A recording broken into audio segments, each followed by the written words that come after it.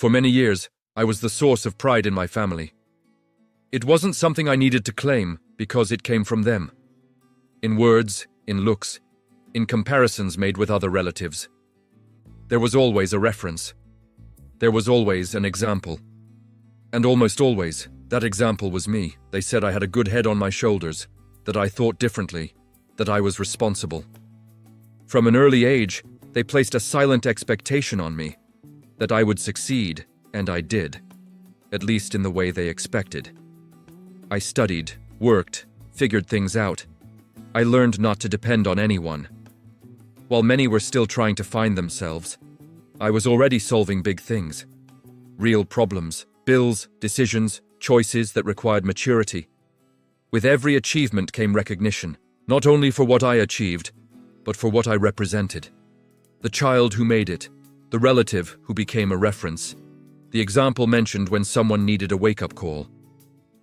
At family gatherings, I noticed how my name circulated even when I wasn't nearby. Someone only had to mention a difficulty for another to say that I would know how to solve it. That filled me with a quiet pride. Over time, I began to understand that being the pride of the family meant always being available, always ready, always strong. There was no room for doubt, much less for weakness. When someone needed help, the request came loaded with confidence. It wasn't a question. It was almost a certainty that I would do it. And I did. I always did. I helped financially when it was needed. I helped emotionally when someone broke down. I helped with important decisions, with advice, with practical solutions. I was the support point. At first, it felt like love. It felt like respect. It felt like recognition. I believed that being needed was the same as being loved. Little by little, that need began to grow. The requests started coming more frequently. There was always urgency. There was always something only I could solve. I noticed that no one asked if I could. They just assumed I would find a way, and I did, because saying no felt like disappointing them. Being the pride of the family became an identity. I presented myself to the world as someone who never fails, who endures, who fixes things. When I was tired, I kept it to myself. When something wasn't going well, I didn't mention it. After all, pride cannot look fragile. I believed that place was safe, that recognition was permanent, that I had built something solid. What I didn't realize was that this pride had an invisible condition. As long as I was useful, I was valued. As long as I solved things, I was remembered. As long as I supported, I was admired. No one said it out loud, but it was present in every gesture. If I solved things, I was praised. If I questioned something, the subject changed. If I showed exhaustion, they said it was just a phase. I wasn't seen as someone who needed help. I was seen as someone who served. And the more I occupied that place, the harder it became to leave it. I built an image so strong that no one noticed when it started to weigh on me. The pride of the family seemed like a reward. But little by little, it turned into a silent demand. I couldn't fail. I couldn't step back. I couldn't say no. Because if I stopped being useful, who would I be to them? That question began to surface in moments of silence, in long nights, in decisions I made alone. I didn't have the answer yet, but it was closer than I imagined, and the day I stopped being useful would be the day everything changed. For a long time, I didn't realize when it began. There was no announcement, no clear decision. I simply started not solving everything immediately, not out of revenge, nor extreme exhaustion. It was something simpler. I needed to breathe. The requests kept coming, but for the first time I didn't rush. I read the message and left it for later. I answered the call, but made no promises. I said I needed time to think. At first, no one found it strange. After all, I always found a way. A delay didn't seem threatening, but little by little that delay started to bother them. When someone asked for financial help, I asked for details. When they wanted me to solve a problem, I suggested alternatives. When they expected a ready solution, I responded with a question. And that changed the atmosphere. Conversations became shorter, compliments disappeared. Blind trust was replaced by uncomfortable silence. I realized that when I solved things, I was admired. When I only listened, I was tolerated. At a family gathering, I noticed something different. Decisions were being made without consulting me. Not because I wasn't present, but because I was no longer being used as a foundation. That should have been a relief. But at that moment, it hurt. Because I understood that my place had never been participation. It had always been support. When someone commented that I was different, I didn't deny it. I just said I was tired. The response came quickly. Everyone is tired. That's when I realized my exhaustion had never had space. As long as I functioned, no one cared how I was. Over time, the requests started coming with pressure. Before, it was trust. Now, it was expectation. If I delayed, someone reminded me of how much I had always helped. If I hesitated, they said I was strange. If I said no, the mood changed. I wasn't used to seeing disappointment in their eyes. I had always been the one who solved things. Seeing frustration because I didn't do something was a silent shock. And that's when I understood something important. The pride they felt for me wasn't about who I was. It was about how much I made their lives easier. When I stopped solving things, I didn't just lose requests. I lost space. Parallel conversations began. Decisions started happening far from me. Not out of respect, but adaptation. They were learning to live without my role. And curiously, no one asked if I was okay. I observed everything in silence. Not to judge, but to understand. And the more I observed, the clearer it became that affection decreased in the same proportion as my usefulness. I didn't confront anyone. I didn't explain my choices. I just kept my pace. Saying no was harder than I imagined, not because of the act itself, but because of the effect. Each no seemed to tear away a piece of the image they had of me. And maybe it did. But for the first time, I didn't try to fix it. I began to understand that solving everything wasn't kindness. It was conditioning. When I stopped solving things, I stopped being comfortable. And in that environment, comfort had always been worth more than real presence. Some started to avoid me. Others only talked to me when they needed something. And even so, I stayed firm. Because deep down, I felt that discomfort was necessary. The pride was starting to crack, and I still had no idea what would happen when it finally broke. The silence didn't appear all at once. It started in small details that, if I hadn't been paying attention, could have gone unnoticed. A message that didn't come. A call that stopped happening. An invitation that never arrived. At first, I tried to rationalize.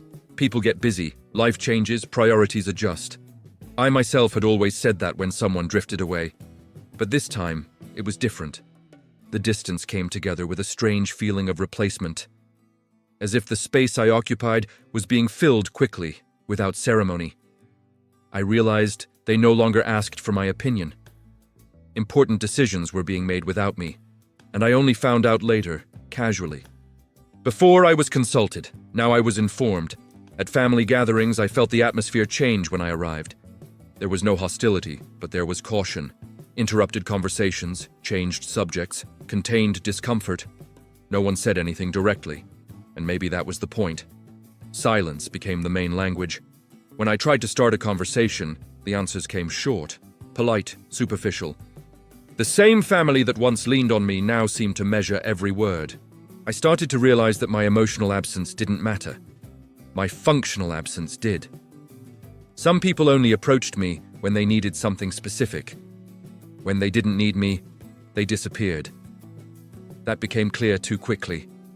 At a certain point, I heard indirect comments that I was distant, that I had changed, that I wasn't the same anymore. No one asked why. They only registered the effect.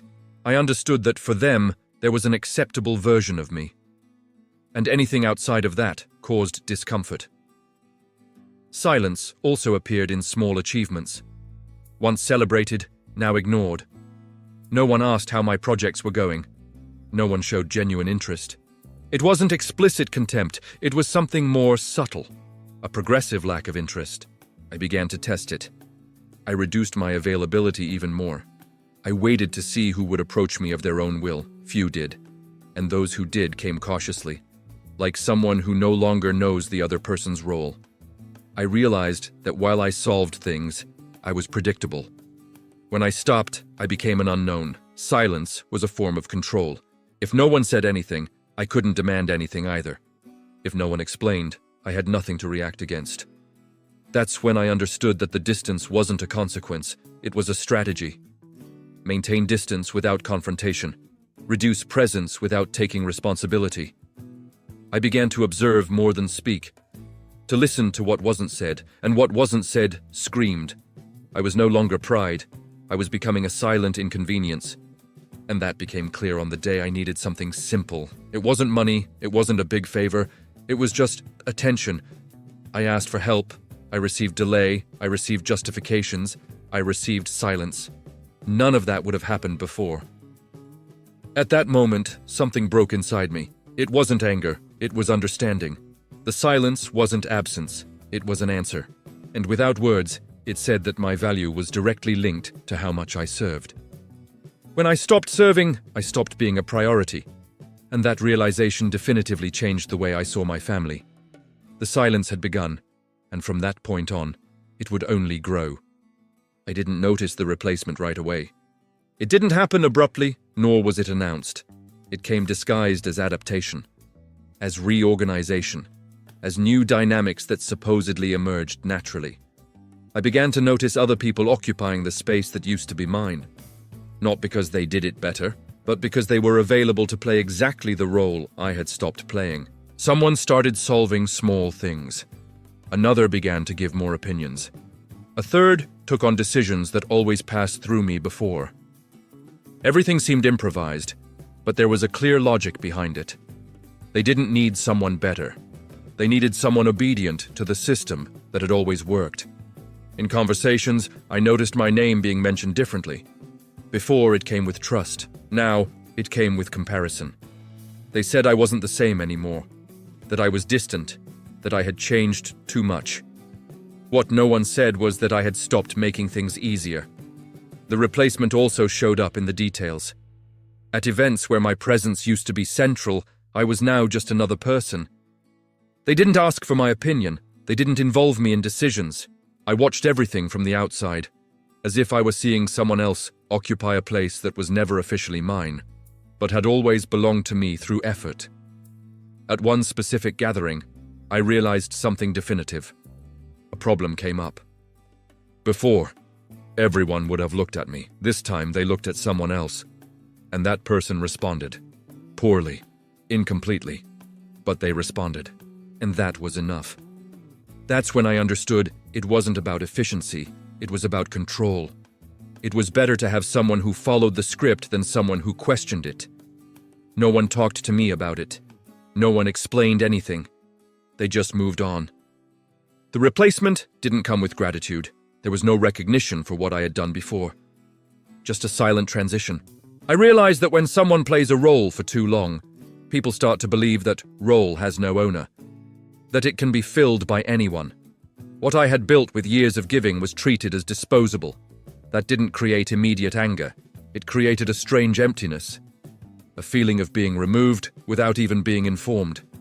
I didn't fight to reclaim space, not because I couldn't, but because at that point, I no longer wanted to. Fighting for a place that was never officially mine felt pointless. The replacement also revealed something important.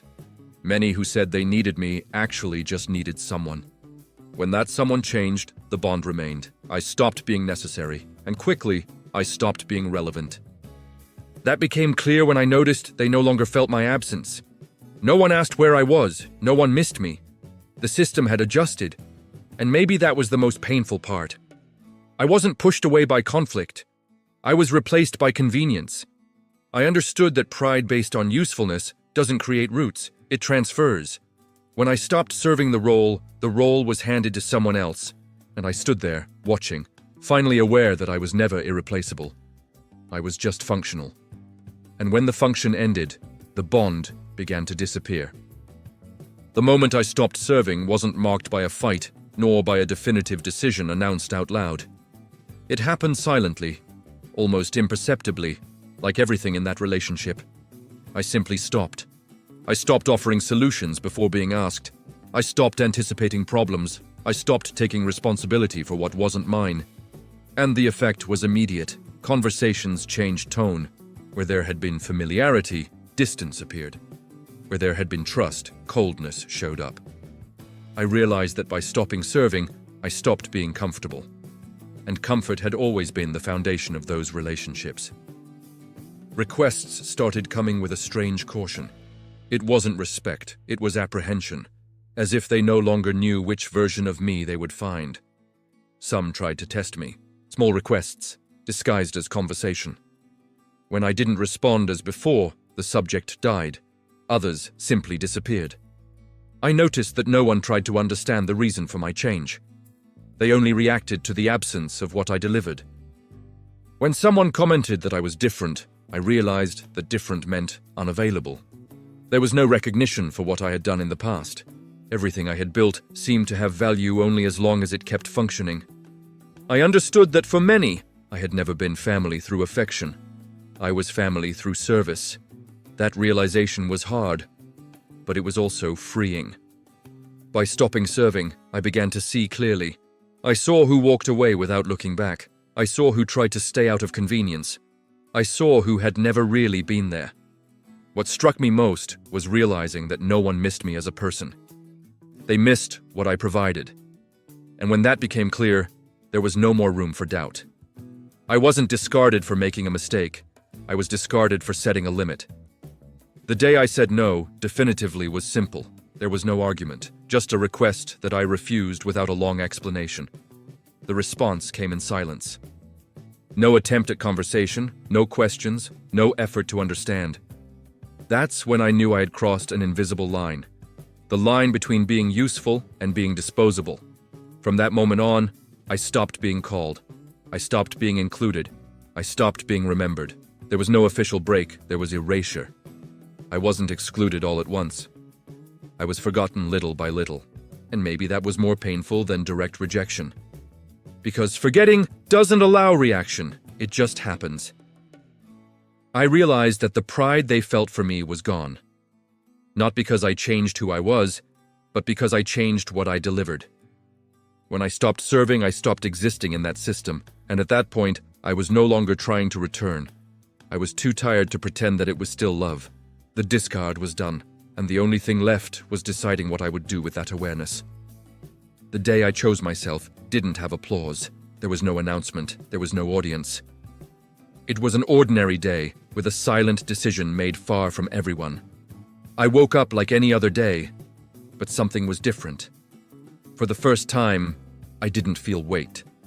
The emptiness still existed, but it didn't hurt the same way. It had turned into space.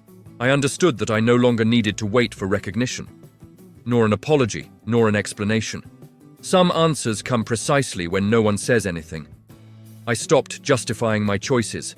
I stopped explaining my limits. Those who truly care don't demand explanations. They notice. Little by little, I rebuilt my routine without the obligation to be available. I started using my time more consciously. My silence stopped being reaction and became protection. I didn't cut anyone out of my life with anger. I simply stopped forcing myself to stay where I no longer fit. Some people never looked for me again. Others tried to get close again when they realized I wasn't there like before. I observed everything calmly. I didn't close doors out of resentment. I closed them out of self-respect. Over time, I realized something liberating. Not being useful all the time didn't make me less valuable. It made me whole. I started building relationships where my presence didn't depend on what I delivered. Where I was heard, not just activated. The pride that once defined me was replaced by something more solid, authenticity. I no longer needed to prove anything, nor sustain expectations that were never mine. The silence that once hurt me began to strengthen me. It taught me to listen to my own limits. Today, when I look back, I don't feel anger. I feel clarity. I understand that not every distance is a loss. Some a release. I'm still someone who helps, but now I choose who deserves access to my energy. The day I chose myself was the day I stopped begging for belonging. I understood that love doesn't erase, pride doesn't condition, family doesn't discard.